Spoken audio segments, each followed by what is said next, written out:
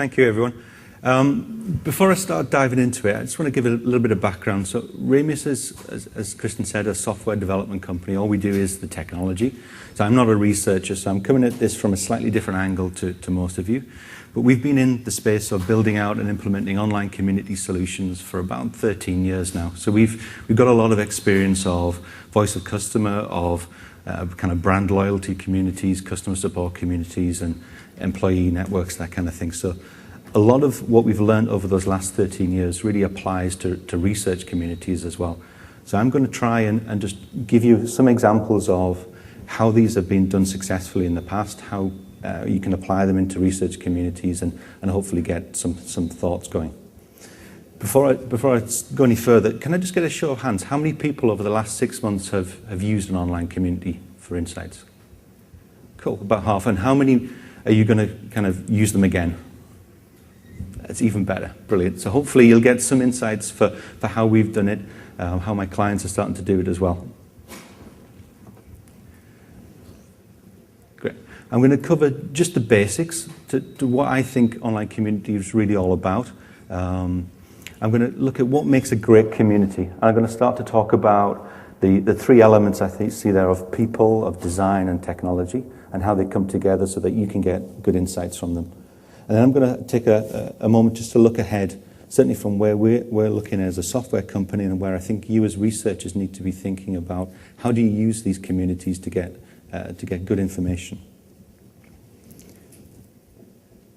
So in terms of the basics, when I think about a community, what I'm thinking about is an online space in which you've brought in a group of people that have something in common. They have some shared background or some shared experiences, and then you're going to give them a shared experience. But the kind of key word there is all about sharing, and that really sets the tone for the community.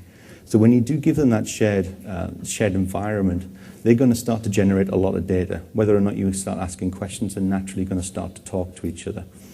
And you're going to get a lot of information. As a researcher, you need to understand that the community is managed like a community as opposed to, say, a bulletin board or a quant survey tool or a focus group that you might do face-to-face. There are slightly different dynamics, and you can interact with people in slightly different ways. One of the key things is that it's often asynchronous, and that has a lot of advantages. First of all, it's got an advantage from a participant's point of view in that they're very familiar with asynchronous technology. Facebook is asynchronous. You make a post, you go away, you come back next day, and you see what your friends have thought about it. So it's lowering the barrier to actually using the technology and getting some insight from it. For you as researchers, it also helps because you can start to tap into people that might be hard to recruit, that might not necessarily have time in the day to get involved with focus groups, but you can actually recruit them in there, and you can go across time zones and geographies and so on. So we've run a number of communities that actually are global and had people from lots of different countries all in the same space. Again, something that wouldn't necessarily be possible through traditional techniques. When you look at a community, really what you're looking for is this the appropriate vehicle to try and uncover the insight? Do you need to go over it multiple times? Do you need to really drive down into the detail of it? Because they're great vehicles for that. If you just need a very focused piece of information, then maybe they're not. So they're not going to be a band-aid that you can apply in every situation. And certainly some things that they are not, I say they are not here, I think I should say they should not be, is a launch pad certainly for surveys. When I talk about communities, I don't mean panels where you just essentially push people out once a week or once a month. They're also not a cheap alternative, so don't think that you can just throw these together and add them on to a study. It should actually think about what are you getting from the community itself. By the time you've recruited and you've put all the effort in to moderate it and you've got all that huge amount of data and you've analysed it and then you've reported back and then you've talked to the community about your findings, chances are it's going to cost you as much as it would do to do traditional qualitative research. So you need to be very sure it's the right thing to do. They're not always long-term duration. A lot of what I do, particularly on the qual side, is very short-term. So we'll do 3-day studies, we'll do 1 week, 2 week studies of very small numbers of people because you're still going to get a huge amount of data. They can run for a full year, and I have some customers that have got communities that have lasted for over a year, and they just keep tapping them. But actually, that's a sequence of smaller studies that they're doing over the course of time rather than one big one. And they're not that scary and complicated. Once you understand the basic mechanisms for them, they actually can provide a lot of information. So that's the basics. What do I think makes a great insight community? And it really just boils down to three very simple things. It's all about the people. It's all about the design that you put in place to guide that community. And it's all about the technology that you use to run the community. In terms of people, I put this one first because actually it's come up a few times through the conference, and it's the most important thing that you get right. If you build the right environment, it's great. If you build the right design, that's great. But if you don't have the right people, you're really not going to get the insights that you need. And you need to think about that from the kind of the get-go. Most people these days are time constrained. They have a lot of demands. They're overloaded with information. They're hard to recruit. And also, we're all connected. We're all online. So we've all got expectations of what it should be like when we're in a community. We all expect to be able to engage with each other, to have conversations, to share our opinions and be an expert. So if you go into an environment in which you can't do that, it's frustrating. So you need to think about that, and think about it when you recruit. So I have a client who does this really well. What they'll do in part of their screen is, as well as asking the basic questions like, I need somebody with blue hair and drives a red car, they'll actually start to say, okay, well, I need somebody who's going to engage in a conversation. I need somebody who's been part of a community before. I need to look at somebody who is willing to engage through those discussions. So they'll set that in their criteria, they'll set that in the instructions that if you join this community, be aware that you will be asked to review other people's responses, you will be asked to comment on that, you will be asked to participate in an open environment so that it's not a surprise when they come in.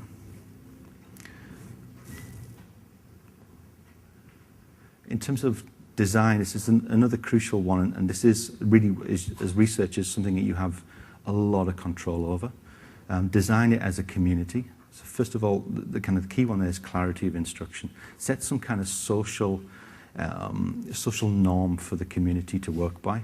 So that can be everything from instructions in your screener all the way through to the welcome message that says, welcome to the study. We expect you to complete one activity this week, do a review of everybody's responses and make 2 comments, get involved in the discussions and so on. So set an expectation.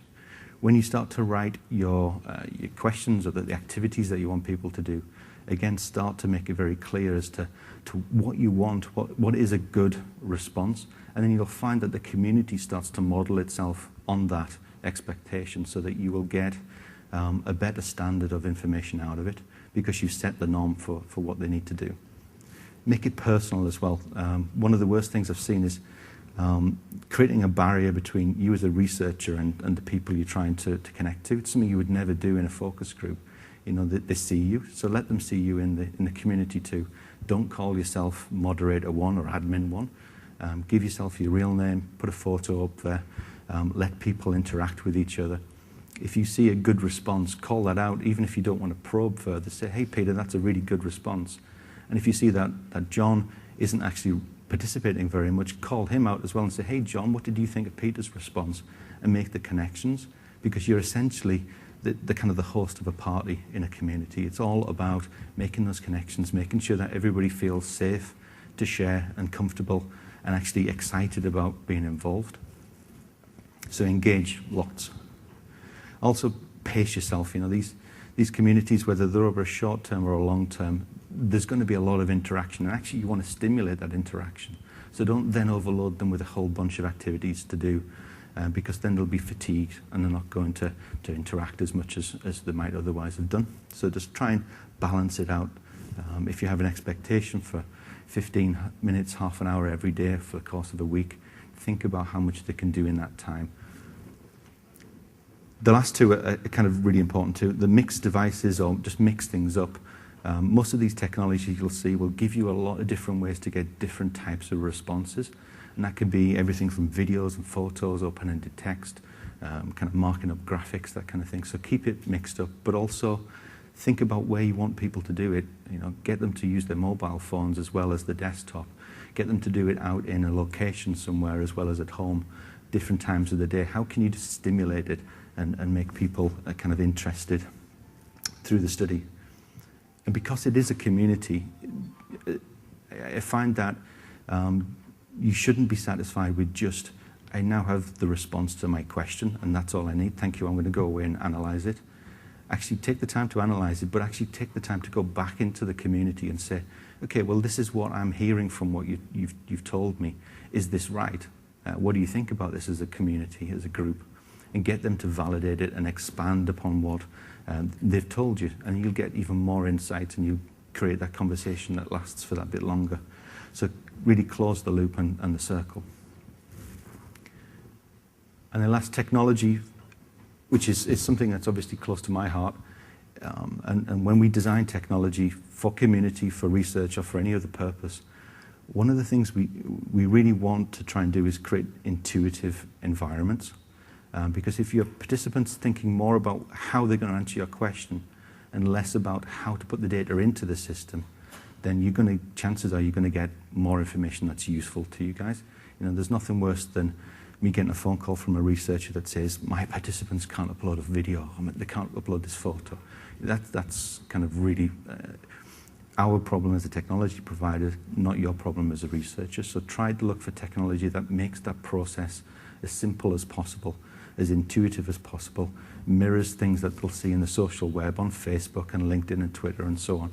That it's just natural, so the learning curve is as low as possible, so that when you come into the community as a participant, you don't have to worry about the tech. It's just about the questions. It's just about the interaction with people. Make sure that it has the tools that they can engage together and it's socially kind of connected, so that, again, my expectation when I go into a community is I can do all those things. The community needs to do that too.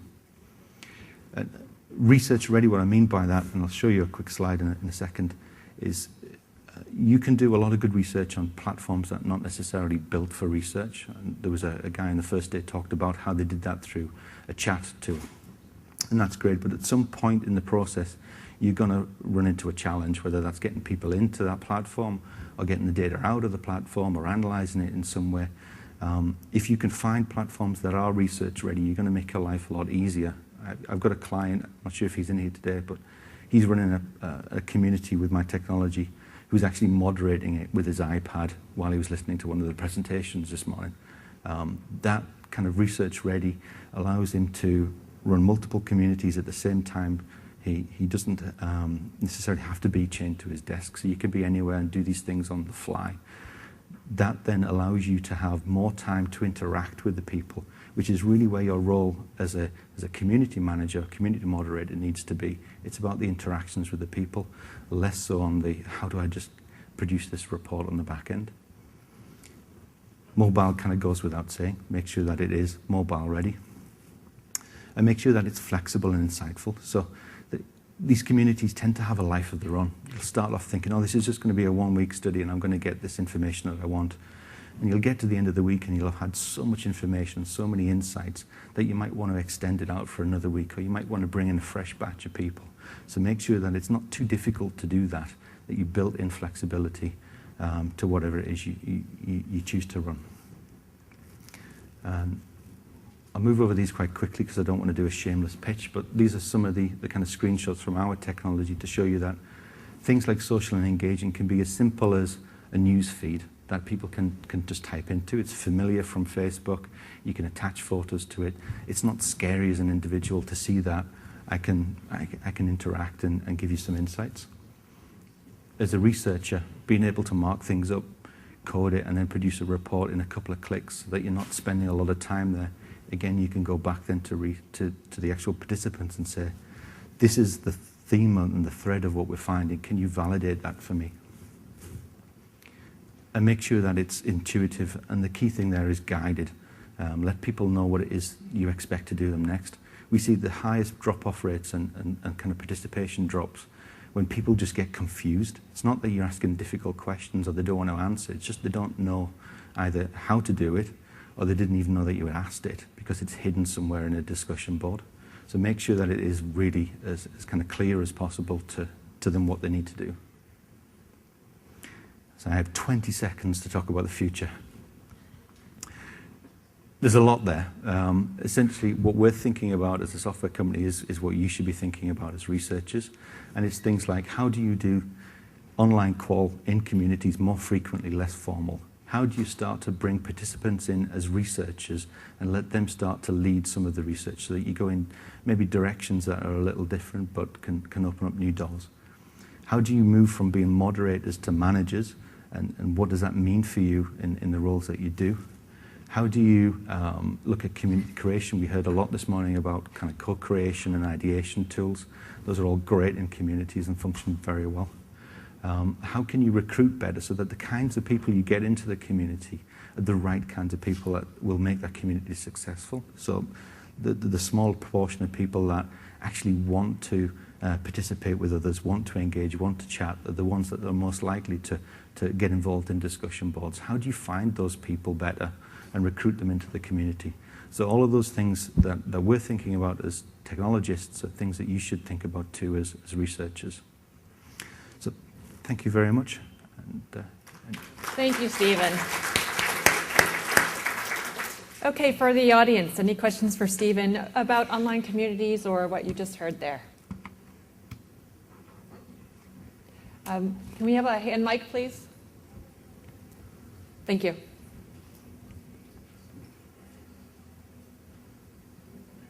Hi, Stephen. I want to go back to a point you made on an earlier slide about communities shouldn't be surveys. And one of the pressures we get, because we also do quite a bit of communities in our organization, is that we do need them to be kind of holistic, and we get quite a bit of pressure to do both the qualitative and quantitative aspect of things. So I'm just wondering how you deal with that with your organization. Yeah, we have tools that you can use to integrate essentially a community with a survey. Where I have the problem is when the community is just being used as the survey tool, because actually it's not a very good use of community. There's no connection between the people, and you're better off just with some web technology that is kind of a web page that launches them out. You're going to spend a whole bunch of money on a communities platform with 90% of the tech that you don't need. So we tend to, I like to think that we would recommend in those situations that you don't use us, that you actually use something that's a little bit more appropriate. Other questions? Thank you. Hi, Stephen. I was curious what you're seeing in terms of responses in modes of online versus mobile, and if you're seeing more shifts to mobile responses in communities and within your platform. Yeah, sure. It's an interesting question, and I think it depends on how the activity is set for the individual. Obviously, if you set that to be a mobile activity, then you're going to get mobile responses. So I have a lot of people that will set, go out to a store or go and do something and take some photos of yourself or take a video of yourself doing that. And those we tend to get quite high responses on mobile platforms. You can even, within our tech, you can even kind of link it so that it has to be done that way. You can start to see more and more, particularly on the younger demographics, using mobile for just any kind of technology, for any kind of questions. Again, it depends on the platform you're on. On ours, you can essentially have them do any kind of activity on the mobile phone as well as on the desktop. So we tend to see a bit of a split. It's not entirely on one or the other. The younger demographics certainly higher.